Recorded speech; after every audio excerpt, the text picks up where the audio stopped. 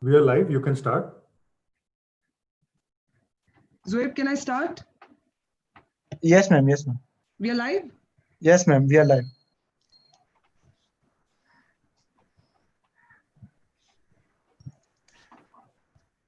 Ma'am, you can start. We are live now. Very good evening and a warm welcome to each one of you.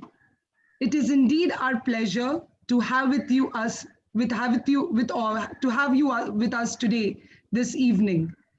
At the outset, I wish each one of you a very happy Independence Day. Thank you once again for being with us today on this session. Our topic for today is childhood diarrhea, pathophysiology, and management. And our speaker for today is Dr. Ravinder Chittal from Mumbai.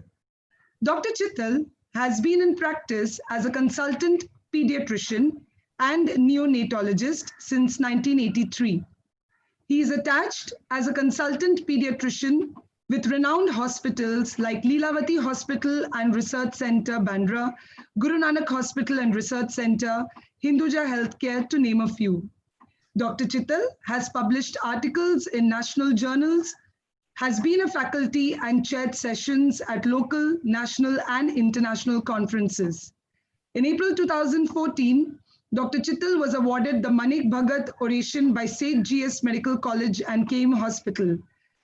His special areas of interest are in neonatology, pediatric intensive care, and pediatric rheumatology. I'm sure this session on childhood diarrhea, pathophysiology, and management today will be insightful and useful to each one of you in your practice. I now hand over the session to Dr. Chittal. Over to you, sir. Thank you, Megha, for this wonderful introduction. Warm welcome to everybody from Mumbai and Independence Day greetings to everybody.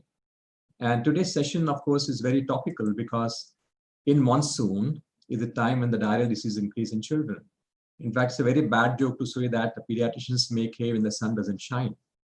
That apart, we'll talk about mainly the pathophysiology and management of diarrhea, not the whole works about how to assess dehydration, which we have been practicing through and throughout. But we want to understand how each diarrheal disease is different, how the pathophysiology is different, and the management also could be a little different each time.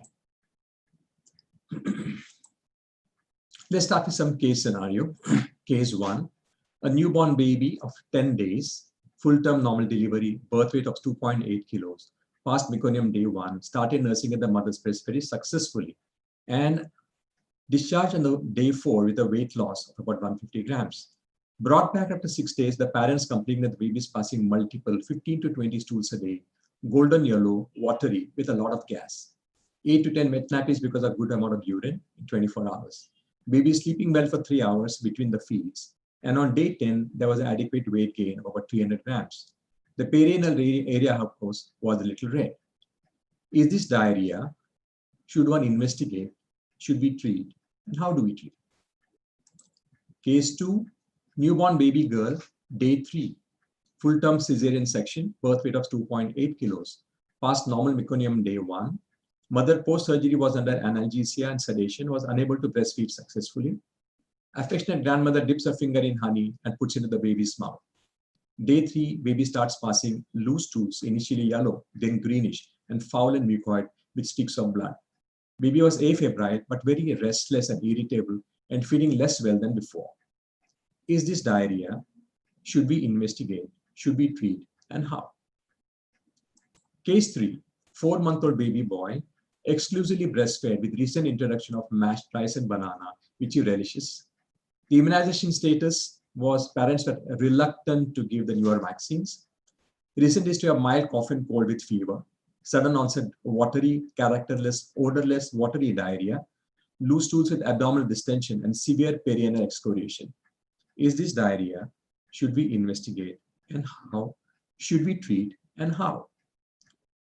Case 4, a 2-year-old baby girl with high-grade fever and ear pain, excessively irritable, otoscopy revealed serous otitis media without perforation. Child was prescribed oral amoxicillin with symptomatic medicine. Parents bring the child after 2 days. Fever and irritability is better, but having very watery, odorless diarrhea with a lot of abdominal gurgling. Is this diarrhea? Should we investigate? Should we treat? And how? 4 different case scenarios. And by definition, diarrhea is increased in frequency with decrease in consistency of stools with tendency to be watery, voluminous, mucoid, foul. Given this, all four cases all had increased frequency, decreased consistency, and profuse watery stools. Were they all diarrhea? By definition, yes. Were they the same? No. What is the importance of diarrhea?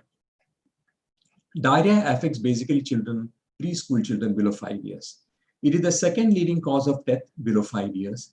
It is the leading cause of malnutrition below 5 years. Roughly about 760,000 children die because of diarrhea every year, and 1.7 billion children are affected by diarrhea every year. Incidence of morbidity and mortality because of diarrhea have reduced and could reduce further with promotion of breast milk, avoiding bottle feeding, hygienic food handling practices, and probably rotavirus vaccination program. Before we go into the pathophysiology of diarrhea, let's understand briefly what is the physiology of gut. An average adult ingests about 1.5 liters of fluid every day and pours about 7 liters of fluid in the form of gastric juices and intestinal juices and pancreatic juices into the intestines. Of this, the small intestine absorbs up to 7 liters back and presents about 1.5 liters to the colon. The colon absorbs 1.3 liters of this 1.5, concentrate the stool almost 5 to 6 times, and presents only 200 ml of stool daily to pass. Diarrhea results when the colonic capacity of reabsorption of fluid is exceeded. What are the different types of diarrhea? Diarrhea can be classified simply based on duration of an outcome and based on the type of stools. Duration, acute diarrhea is 0 to 14 days. Any diarrhea which lasts up to 14 days is called acute diarrhea. The problem associated is dehydration and dyselectrolytemia. Persistent diarrhea is anywhere between 14 to 28 days, which leads to dehydration and setting up of malnutrition. Chronic diarrhea is any diarrhea which lasts more than 28 days, leads to malnutrition. Dehydration is not an issue then. The issue is about malnutrition. This malnutrition would be caloric malnutrition, protein malnutrition, and micronutrient malnutrition. Based on the type of stools, they would be non-inflammatory, that means watery, characterless, odorless stools, or inflammatory, which are small, voluminous, mucoid, with or without blood. What is the pathophysiology of diarrhea? How does one get diarrhea? It's because of altered physiology of gut, whereby the colonic capacity to reabsorb fluid is exceeded, causing watery stools. The mechanism, like we said, could be non-inflammatory or inflammatory or a combination of the two. The non-inflammatory diarrhea could be secretory diarrhea, osmotic diarrhea, or a disruption of motility. Let's go briefly about 30 years ago when we studied anatomy and physiology of the gut. The mucosa of the small intestines is thrown into multiple small folds, mucosal folds. Each mucosal fold is lined with small projections, finger-like projections called villi. These villi finger-like projections, together, the mucosal folds and the villi increase the absorptive surface area tremendously. Each of the villi is lined by columnar epithelial cell. Each of these cells consists of the mucosal surfaces further expanded by enterocyte brush border or the microvilli. So we have the mucosal folds, we have the villus, and we have the microvilli, the columnar epithelial cells, and very tight junctions between adjacent columnar epithelial cells. This increased surface allows contact with enterocyte with the chyme and allows absorption of nutrients, water, and electrolytes. Going further down, the small intestines, the epithelium is continuously being renewed from the crypt to the tip. The number of cells starts with about 250 cells to begin with and lands with 1,500 cells as the cells keep on migrating and multiplying all the way to the tip of the villus. At the tip of the villus, the cells are absorptive. At the bottom of the crypt, the cells are secretory. You have a secretory cells here, you have absorptive cells here. And the crypt to tip migration is about 2 to 3 days. I will come around this fact later on, how it correlates with different type of diarrhea. In the large intestines, this is the small intestine with villus and the crypts. Villus and the crypt. Large intestines, there are no villi, only crypts. They're straight and deep crypts. Crypts are secretory. They secrete chloride, they secrete water. But colon, it also absorbs a lot of water. 6 times the fluid which is presented to the colon is reabsorbed. The small intestine is a net secretor of water in the form of juices. The large intestine is a net absorber of water.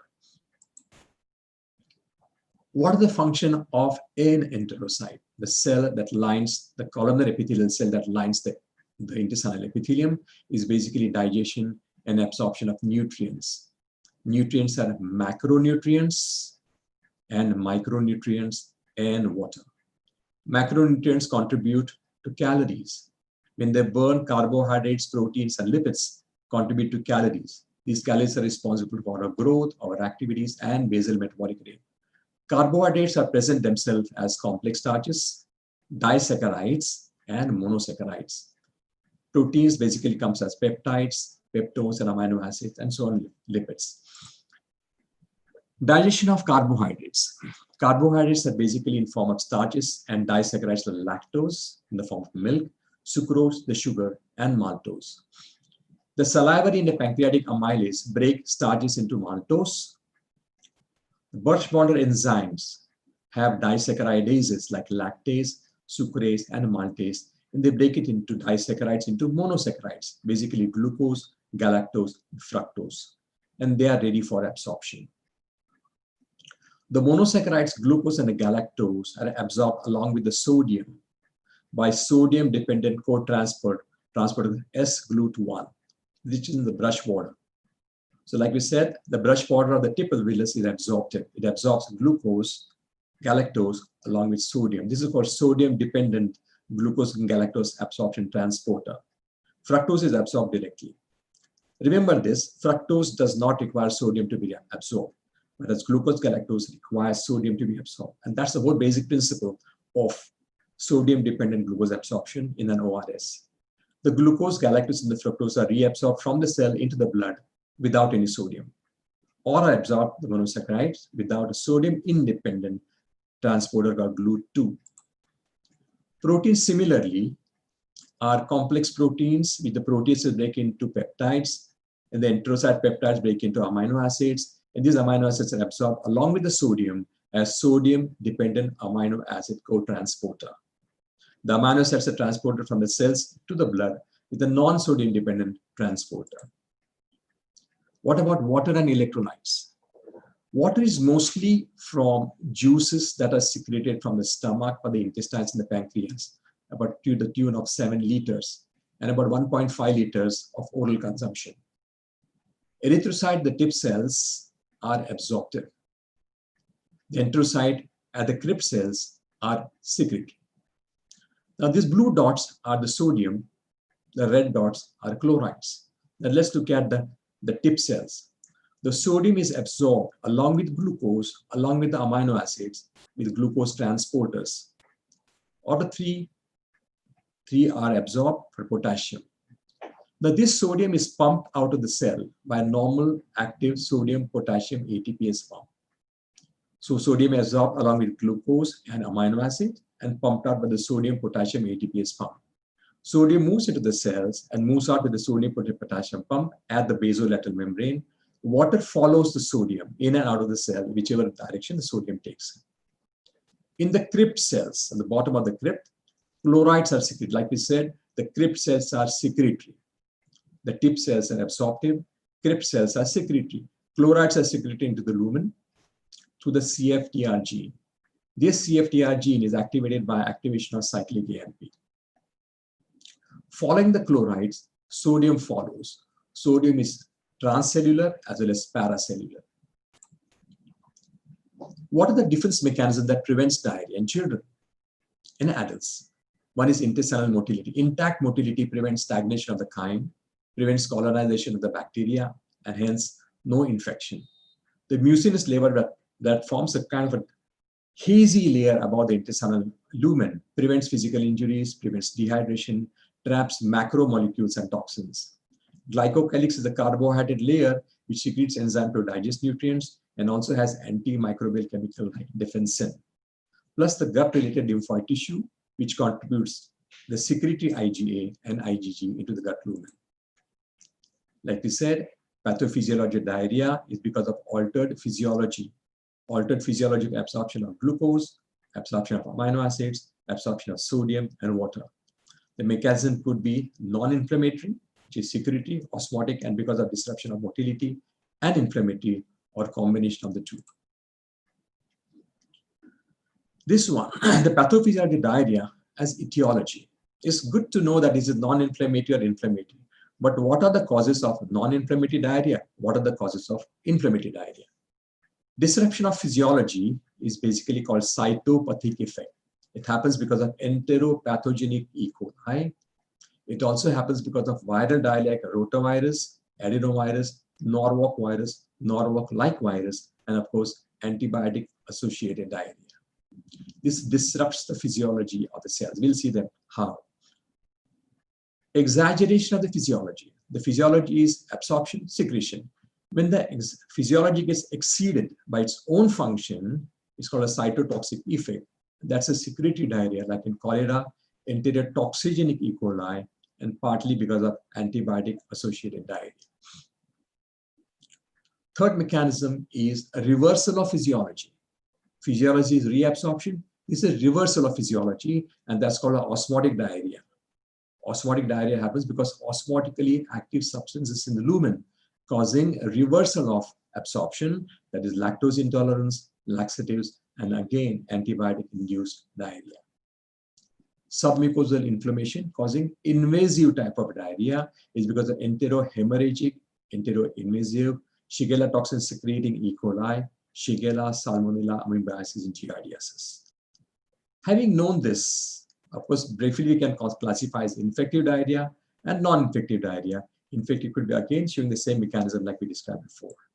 This is a comprehensive list of all the pathogens which can cause diarrhea in humans.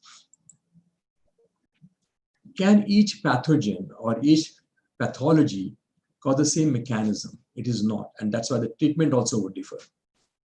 Let's look at the enterotoxigenic E. coli, which causes exaggeration of physiology. It causes an exaggerated physiology.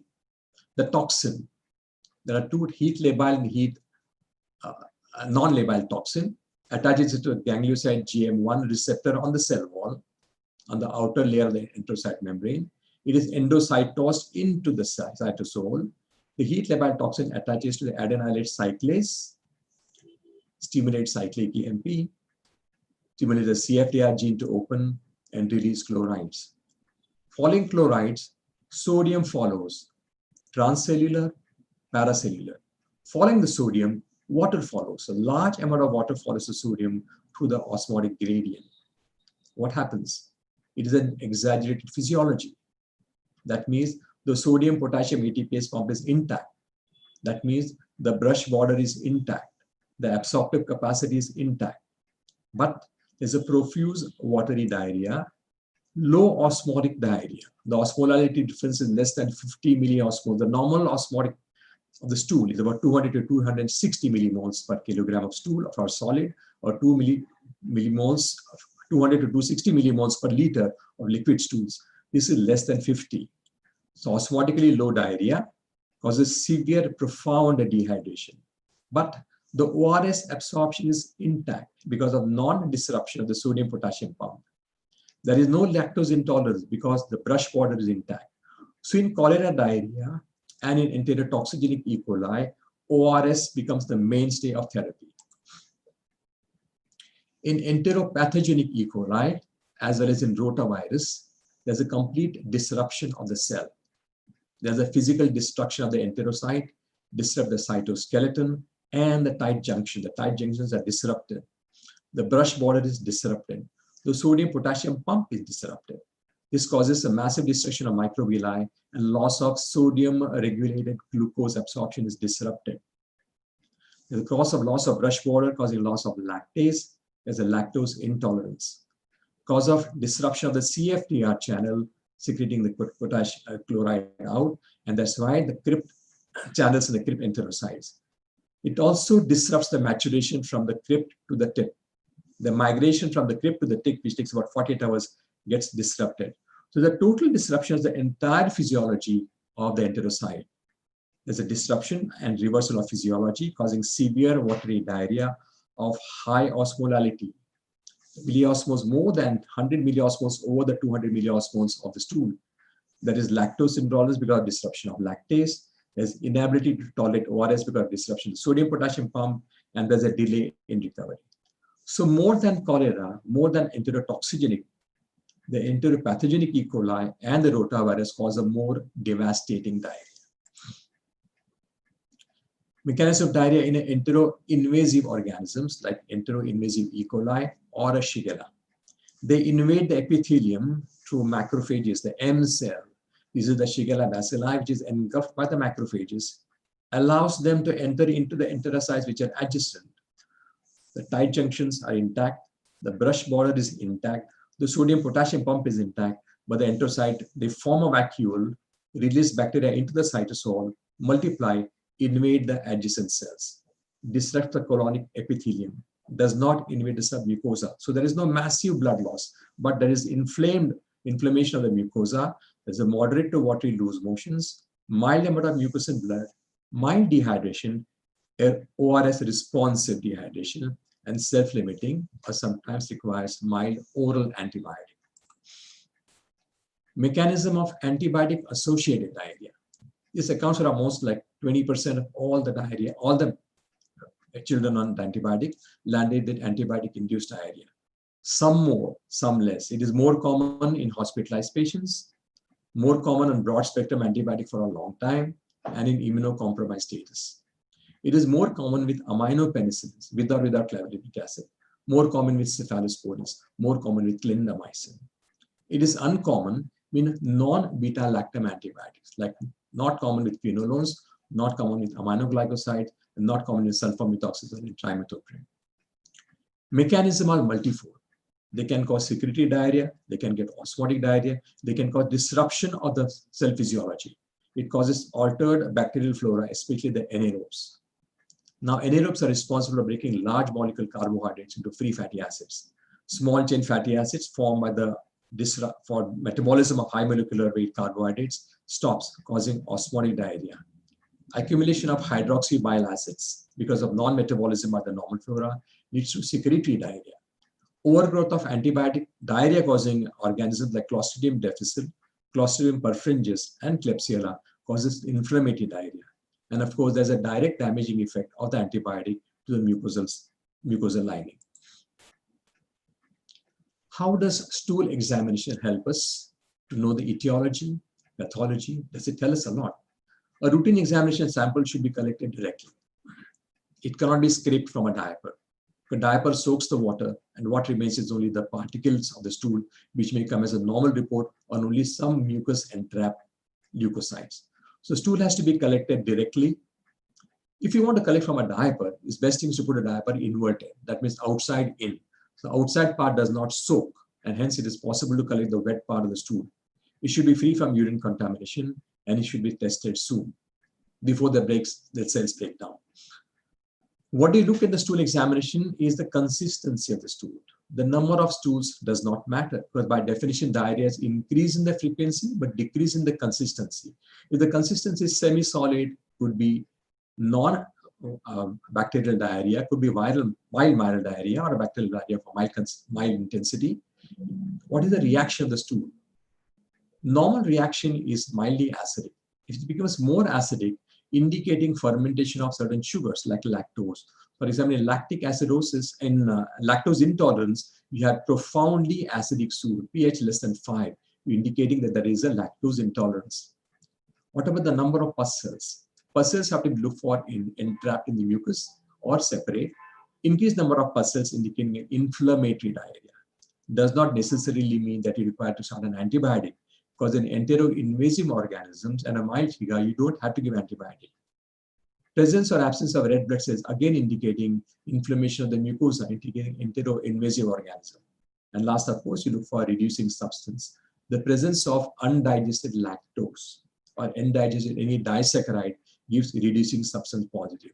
The need to stop milk, the need to give lactase enzyme by mouth, the need to withdraw milk for a few days is all determined by the stool examination. Is there any rule for setting stool culture? Just because the stool infection is not controlled adequately does not need to mean that there's a need to give any stool for culture. Stool culture has no significance routine unless you are suspecting cholera, Shigella, or Salmonella. Or if it is E. coli of 0157H7 causing enterohemorrhagic E. coli, it can cause a condition called hemolytic uremic syndrome. So hemolytic uremic syndrome is caused because of excess antibiotic use when there is E. coli serotype 0157H7 or enterohemorrhagic E. coli. What is the problem of diarrhea? Why does it cause so much of death, morbidity, and even mortality and even malnutrition? Is because of dehydration and because of dyselectrolytemia. And for a prolonged diarrhea, more than 20 days, it can cause caloric, protein, or micronutrient malnutrition. Symptoms and signs of dehydration, we have all been trained right from a day one of a residency program to assess dehydration as mild, moderate, severe. Weight loss of 5%, weight loss of 10%, weight loss of 15%. If the weight loss is more than 20% or 25%, it becomes shock. Because 5% weight loss is roughly about 50 cc per kilogram of fluid loss. 10% is about 100 cc per kilogram of fluid loss at grade 2 dehydration. 15% is 150%. And if it is more than 20% weight loss, that means more than 25% of the fluid volume is depleted. And the patient can go into perfusion deficit causing shock status. Child would be alert, irritable, lethargic, or unconscious. Thirst present, thirst absent, so on and so forth. We have different 10 parameters to assess the degree of dehydration. Doesn't tell you the type of dehydration. So what are the types of dehydration? It's related to the proportionate loss of sodium. If the loss of fluid and sodium match, then the table that we said before is valid. In hyponatremic dehydration, there is a disproportionately low sodium, either because of excessive salt loss because of profuse vomiting, or excessive water consumption, or consumption of a wrong composition ORS, dilute ORS, or there's an inset or setting of SiADH for different reason, causing more absorption of fluid and less passing of urine, causing hyponatremic dehydration. In hypernatremic dehydration, there's a disproportionately high sodium, either because of excessive water loss, or there may be diminished water consumption, or excessive salt consumption because of a concentrated, wrongly composed ORS. In isonatremic, the normal sodium level is maintained as between 135 to 145 milligrams per liter. How do we assess or how do we presume the hyponatremic versus hypernatremic dehydration? If the symptoms and the degree of dehydration match, it is isonatremic. If there are more signs than symptoms, it is likely to be hyponatremic. If there are more symptoms than signs, it is likely to be hypernatremic. Hyponatremic has more symptoms like more signs like sunken eyes, loss of skin turgor, profound loss of skin turgor, sunken fontanelle. The thirst, alertness, oliguria is mild to moderate.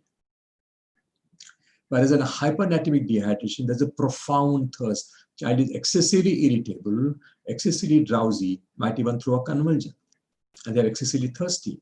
The skin does not show the pinching effect that you see in hyponatremic dehydration. The skin is dewy with a mild loss of turgor, and the fontanelle is flat. Treatment of childhood diarrhea. The mainstay of childhood diarrhea is, of course, hydration. Use of biotherapeutic agents, use of zinc, very small indication of use of antimicrobial drugs. Is there any place for anti-secretory or anti-motility drugs? And of course, the mainstay of not to miss on, nutrition. Hydration is basically not just drinking water, but it is salt and water. It's called oral hydration solutions. Basically, there are two types of solutions. One is a WHO solution, one is a hypoosmolar solution. We'll briefly discuss into the need for hypoosmolar solution. The aim is to correct dehydration, aim is to compensate for ongoing losses, and then the maintenance of normal intake. Composition of WHO ORS, way back in 1970s, late 70s, the WHO ORS came with a life-saving formula of containing 3.5 grams of sodium chloride, 2.5 grams of bicarbonate, 1.5 of chlorides, and 20 grams of glucose. Now, because of instability on long shelf and poor shelf life, the sodium bicarbonate has been replaced with 2.9 grams of sodium nitrate per 100 grams of the powder. And when you add it to the 1 liter of fluid, it gives osmolality of 300 milliosmoles. This saved a lot of lives, But they realized when you start ORS, some children purge a lot more watery stools. Some of them started vomiting when the ORS added to the problem. So what was a secretory diarrhea of cholera or enterotoxigenic E. coli became an osmotic diarrhea because the osmolality was a lot more than the stool osmolality. Like we said, in cholera, the osmolality is less than 50.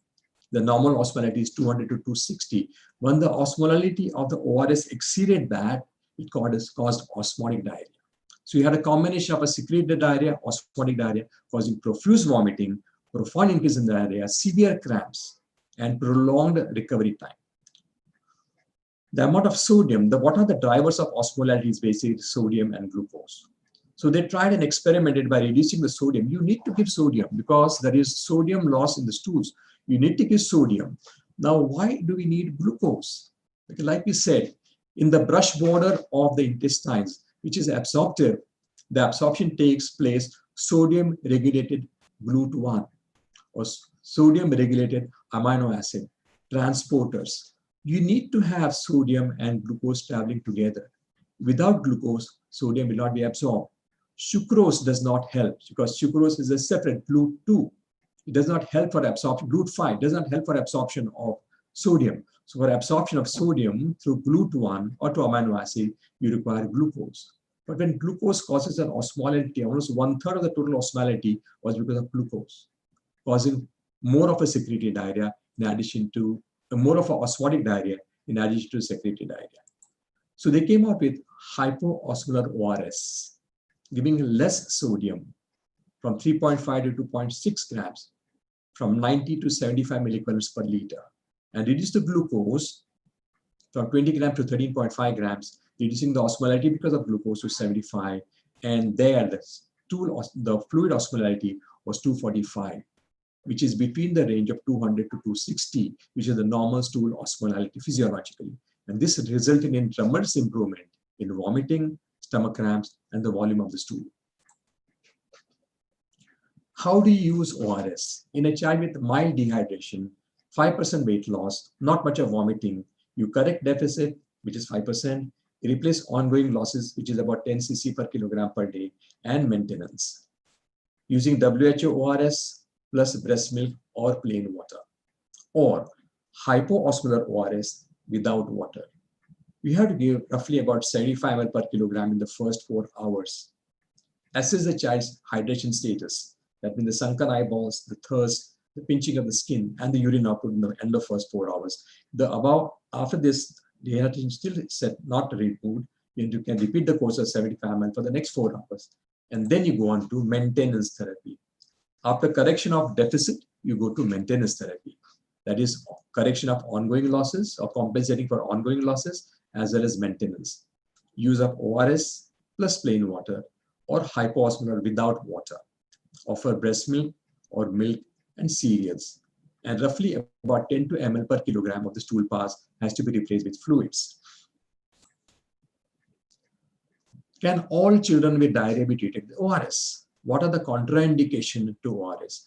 Contraindication to ORS, the other part is that is an indication for hospitalizations. In other words, what are the children who need to be hospitalized by default? If the stool volume is too big, more than 15 ml per kilogram per hour cannot be compensated by giving 75 ml over 4 hours. And the child is going to lose profound amount of fluid every day. Every time, it cannot be compensated. Best thing is to upfront admit a child. Persistent vomiting, more than 3 per hour, is unable to retain the fluid that you're giving. Best to admit the child. Abdominal distension or indication of or suspicion of paralytic ileus, either because of dyselectritemia or because of inflammatory edema of the bowel causing persistent distension and paralytic ileus, best to admit the child. altered sensorium, either because of profound dehydration or dyserythrocytemia, best thing is to admit a child and start IV fluids. Severe clinical dehydration with anuria, best thing is not to try ORS and admit a child. And of course, if there's a glucose malabsorption because of non-being able to absorb sodium-rated glucose absorption, then best thing is to admit the child and start on non-ORS management. Second part of management of diarrheal diseases is use of biotherapeutic agents in childhood diarrhea. They are the probiotics, prebiotics, or symbiotics. Probiotics are basically two types, lactic acid bacilli, LABs, or non-lactic acid bacilli. Prebiotic are basically oligosaccharides, are large molecular complex sugars which are not absorbed, or genetically modified bacteria which provide the probiotics. How do probiotics work? They inhibit proliferation and multiplication of gram-positive as well as pathogenic gram-negative bacilli. They provide competition for inhibition of microbial adhesions to the GM1 ganglioside receptors on the brush border. It is inhibited by the probiotics, by the bacteria. Provides competition for nutrition for the pathogens. Modification of toxins and toxin receptors. Modification of immune response to favor the host. Prevent the brush border damage by the pathogens and digest lactose in the gut lumen, preventing osmotic diarrhea. There are multiple strains available in the market. They are lactobacillus or non-lactobacillus, which is Bifidobacterium species, or the other species, which could be either bacteria or fungus, like Saccharomyces boulardii. Of these two are accepted by UNICEF as helpful for treatment and for some prevention of some diarrheas. Lactobacillus rhamnosus, labeled as GG, and Saccharomyces boulardii. Probiotic Lactobacillus rhamnosus, GG, and Saccharomyces boulardii are to be used for 5 to 7 days. Probiotic should ideally be started early in the course of diarrhea. Delayed starting does not help. Once the pathology is already set in, they don't have therapeutic effect. They are more preventers than therapeutics. LGG should be administered in dose of more than 10⁻10 colony-forming units per day. Saccharomyces boulardii should be administered in dose of 250 to 750 milligrams. One sachet is about 250 milligrams to be dissolved in water to be given as an adjunct to ORS. They are not replacements or substitutes for ORS is the mainstay of diarrhea treatment. In addition, probiotics are helpful. Products containing single or multiple strains of probiotics other than LGG and Saccharomyces boulardii have no recommendation currently. What are prebiotics? Prebiotics are large molecular, non-absorbable oligofructose, or they may be genetically mutated strains of pathogenic bacteria like Streptococcus faecalis, Clostridium butyricum, and Bacillus mesentericus. They promote and proliferation of lactobacillus species in the small intestine and bifidobacteria in the large intestine. They produce short-chain amino acids by metabolizing the large molecule with carbohydrates. They improve the host gut immunity through IgA production and cytokine modulation. It inhibits the growth of pathogenic organisms. They produce digestive enzymes. It also helps the absorption of calcium, zinc, and iron. What are the indications for pro and prebiotic? Is it just an adjuvant to every diarrhea that you need to use? It is useful in acute viral diarrhea because acute viral diarrhea disrupts the physiology of the enterocyte, causes secretory plus osmotic diarrhea, and hence for treatment and prevention of viral diarrhea, it's helpful.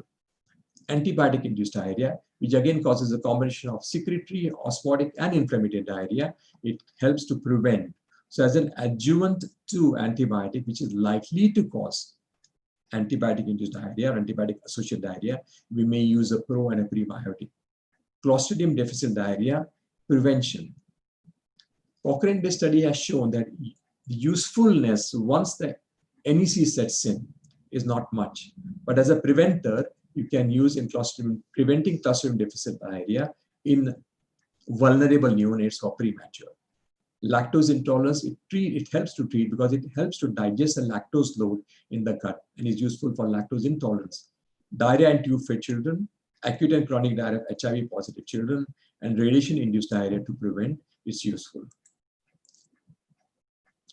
Third molecule which is found useful and it is ratified by the UNICEF and the WHO, is use of zinc salts, either acetate, sulfate, or gluconate. It hastens the gut epithelium regeneration. The crypt to tip migration is helped. The maturation from the cryptic cells to the tip cells is helped by use zinc. It hastens the recovery of brush border enzymes. It prevents excessive secretory fluoride from the crypt cells, and it is immunoprotective. Zinc helps to heal any tissues in any site. Advantage of zinc supplements in diarrhea: it reduces the number of stools per day. It reduces the volume of stool per day. It reduces the duration of stools. It reduces the morbidity and mortality due to diarrhea, and reduces the number of hospitalizations in future because of diarrhea. The dose below 6 months, it is 10 milligram a day, and above 6 months, 20 milligram a day for a duration of 10 to 14 days. Remember that antibiotics are not anti-diarrheal.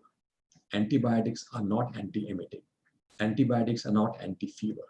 Antibiotics don't treat dehydration.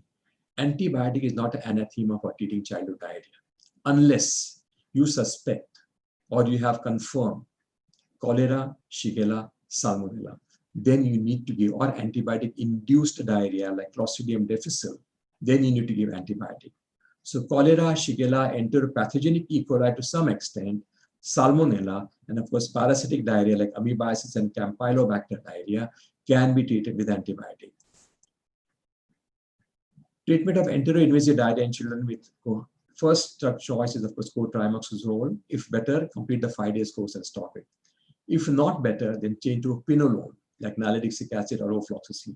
If better, complete 5 days course. If not better in 2 days, look for trophozoites and change to a higher quinolone like ciprofloxacin, or if there are trophozoites, then change to add metronidazole. Children with less risk factors, that's children less than 1 year of age, or recent history of measles, then you may need to use upfront antibiotic, nalidixic acid. Don't waste time on cotrimoxazole. You may go straight to a quinolone like nalidixic acid or ofloxacin. If better, complete the 5 days course. If not better, then look for other associated sepsis, malnutrition, hospitalize the patient, or injectable quinolone or cephalosporin.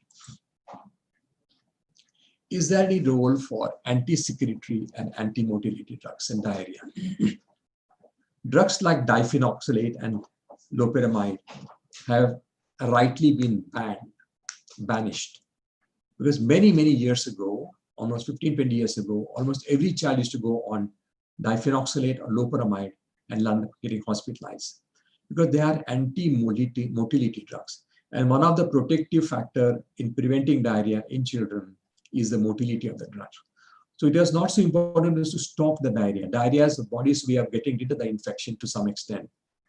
So stopping the motility is to retain the infection. The doubling time of any bacteria is about 8 hours. The bacteria is to double, and the child is to go into septicemia, paralytic ileus, and land up in the hospitals. So contraindicated definitely in infected diarrhea. And given the scenario in our country, where majority of the diarrhea is infective, viral or otherwise, loperamide and diphenoxylate have no role to play.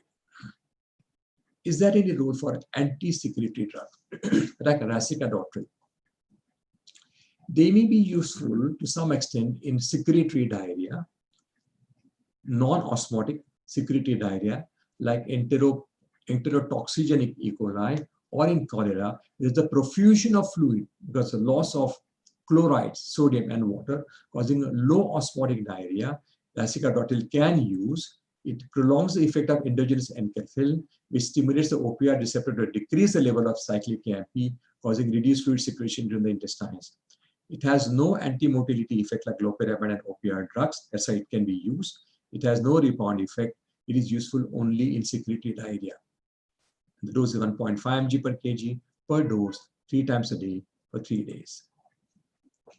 Important thing that is many times missed is the role of diet in diarrhea.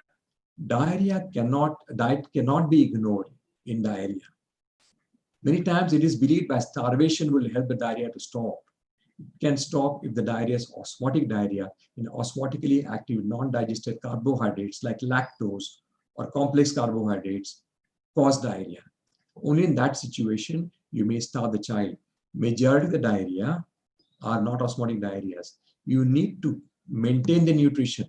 Unless there is lactose intolerance, no need to stop milk even. Milk, curds, milk products should continue. Rice-based cereals are better than wheat-based cereal because it's a less complex protein. Vegetables and fruits can be given. Avoid fruit juice concentrates. Avoid sport drinks like Gatorade, and avoid plain glucose water. Glucose helps is sodium regulated glucose absorption. Giving plain glucose, it only ferments and causes worsening of the gastric distension and vomiting. So you need to maintain the nutrition to prevent further malnutrition. If there's a lactose intolerance, stop the milk till the lactase activity comes back. Now we know for sure from physiology that the crib to tip migration time is 2 days, 48 hours, 2 to 3 days. So it suffices to stop milk for 3 to 5 days and restart milk again. If you have a documented lactose intolerance and worsening of the diarrhea by introducing milk.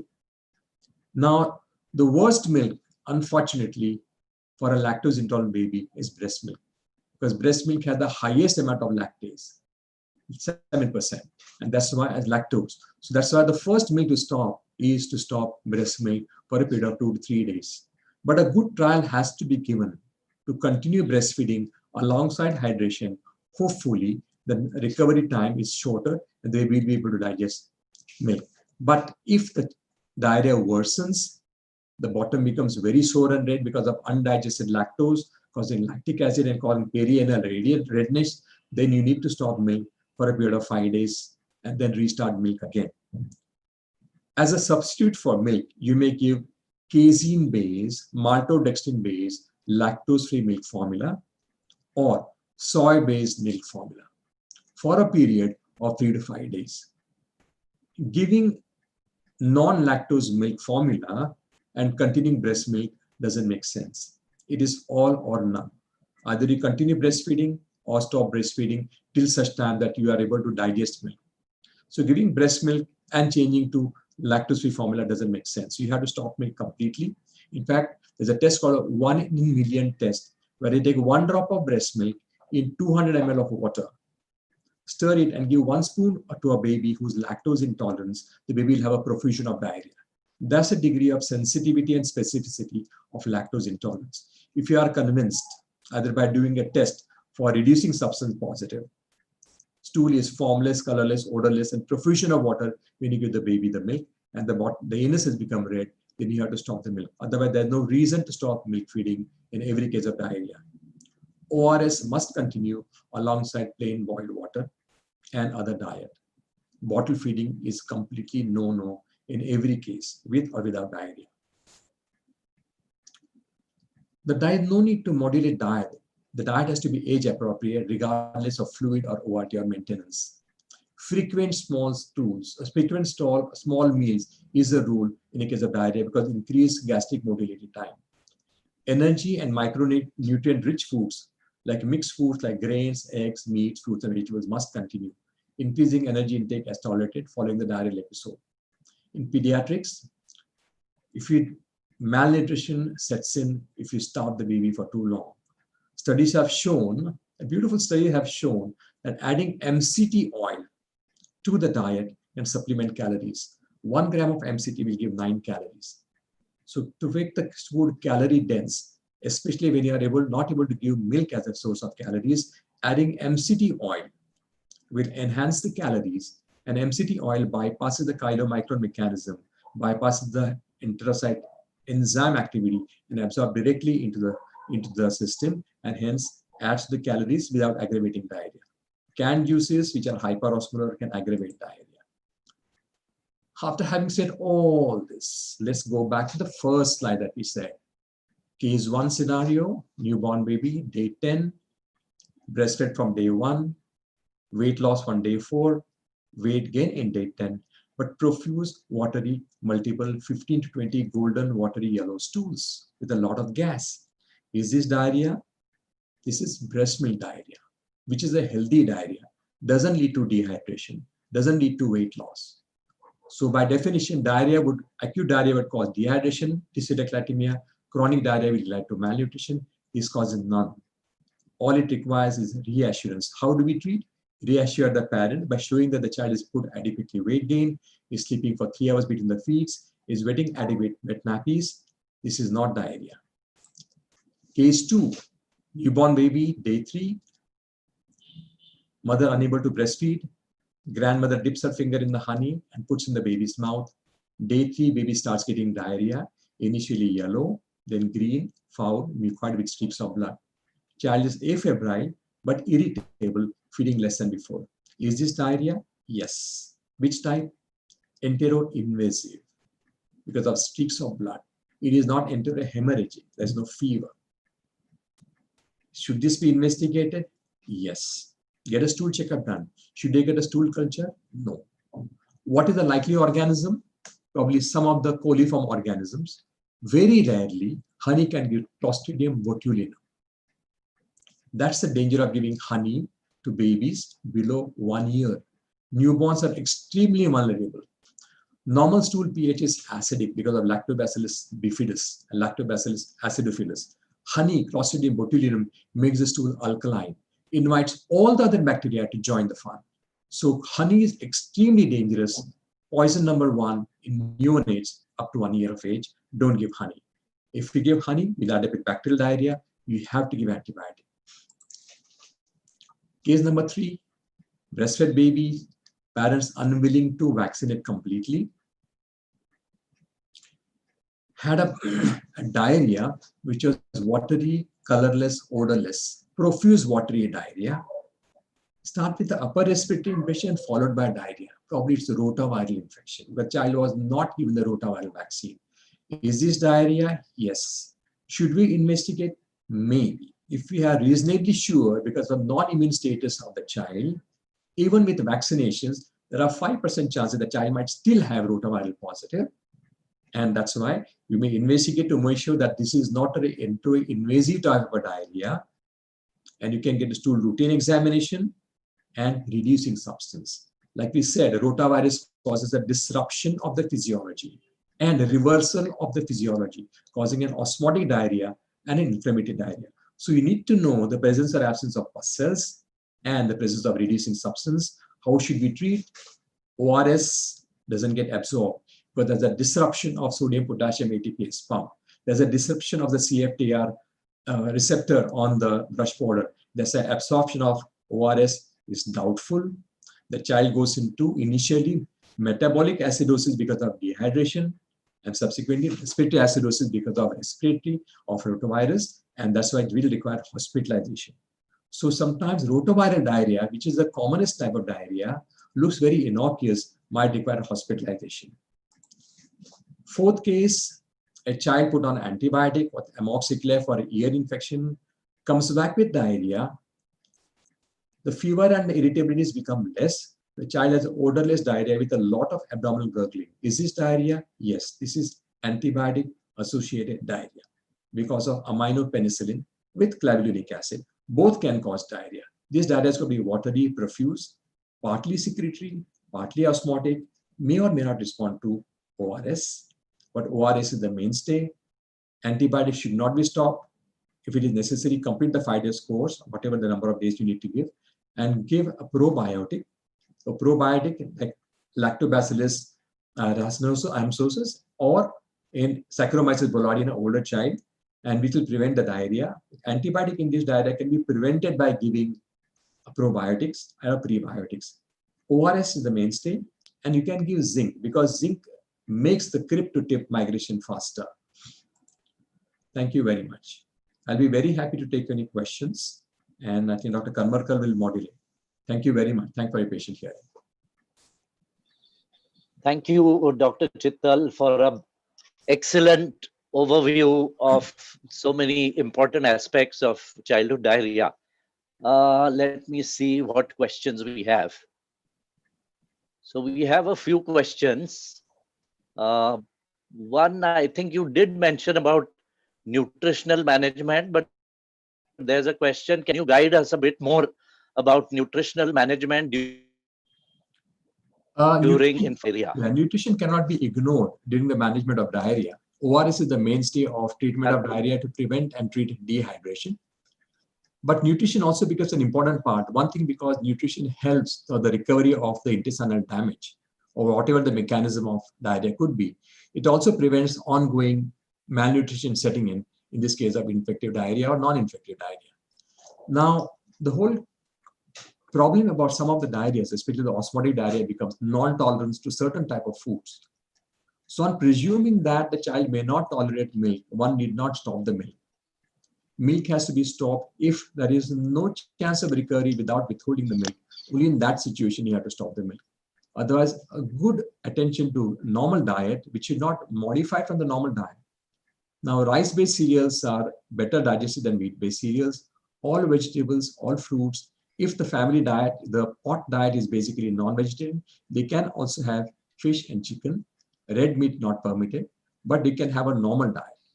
Avoid wheat cereals, avoid complex proteins. If there is a lactose intolerance, which can be proved by doing a reducing substance in the stool, then and only then avoid milk. In which case, you have to change to non-lactose containing formula, which could be either soy-based milk or maltose dextrin-based milk, which can tide over the crisis when there's a lactase deficiency. In the market are also available lactase drops. So the child has to continue breastfeeding. You can give dose of lactase enzyme orally before breastfeeding, so that to some extent the lactose load in the bowel can be reduced and the child will tolerate breast milk also.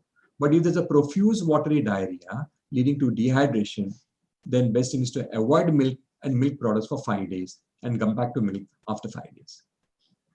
Okay. Addition of simil MCT oil also helps, because we need to have a calorie dense food.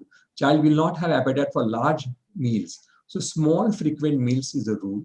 And you can make the calorie dense food by adding MCT oil, which adds a lot of calories. 1 gram will give 9 calories. So giving a dose of up to 15 ml per day is close to about 120 calories in addition to the normal diet, which is a good way of complementing the diet. Okay. One more interesting question. Can COVID present in children as diarrhea? This question was inevitable, I guess. And COVID can affect children. That's one thing. The myth that children don't get infected is wrong. The children do get, children are equally vulnerable as adults to get COVID. And all the more because children need to be carried. They will not stay alone. They cannot be quarantined. They cannot be isolated. There is no social distancing with children. They need to be carried by other adults. They need to go and meet other children. And hence, it is easily transmittable from child to child or from child to adult. In fact, some adult is COVID positive in the house. It's very difficult to separate the child from the mother or child from the father who is infected. And the child does not suffer. Child does not suffer primarily, but child becomes a source of infection of transmitting from the father to the mother and to the rest of the family, because everybody needs to pacify and hold the child some point of time. Secondly, children do have certain symptoms which may not be respiratory.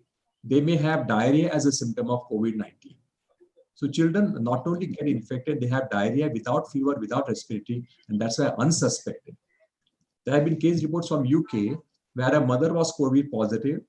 The newborn baby was tested, came COVID positive, was shifted to the NICU. Child was completely asymptomatic, but kept on passing the COVID virus in the stool and infected all the babies in the NICU. And the case report was one of the other babies was not born to this mother, went home and infected the grandfather who became COVID positive.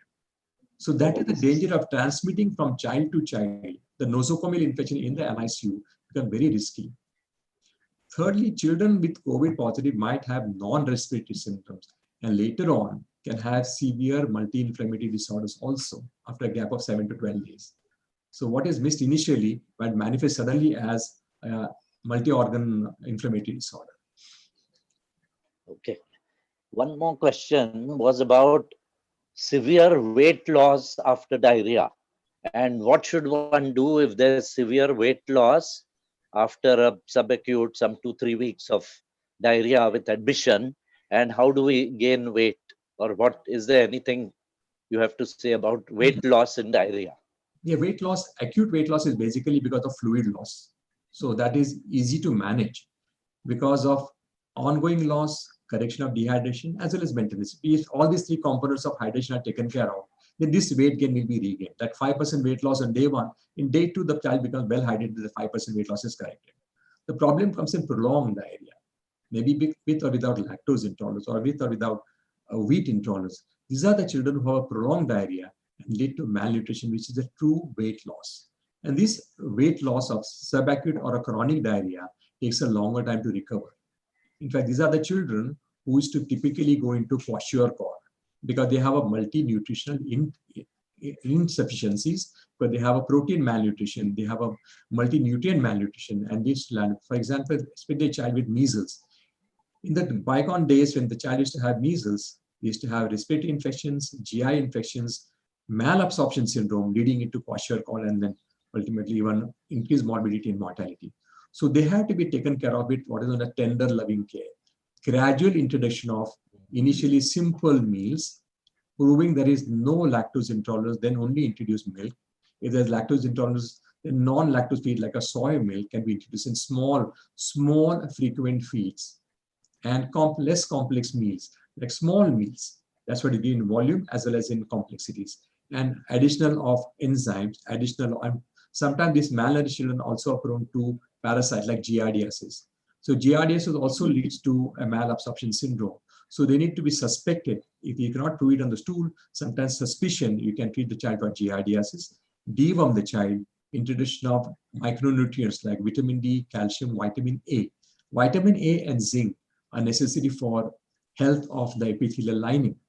That's why replenishing with zinc, replenishing with vitamin A is very vital for recovery of this chronically malnourished children going to chronic diarrhea.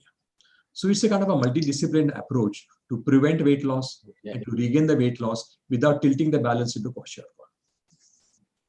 Okay. There were a couple of questions, but I guess you have answered them. These questions came in at the earlier stage about when does one admit a child with diarrhea.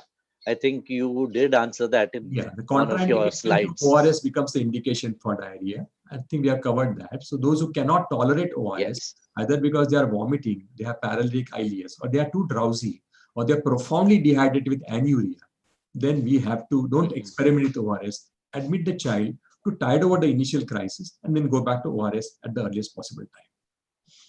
Okay. I think these are about all. If there are any more questions, we can quickly request the participants to type in a couple of more questions in your Q&A.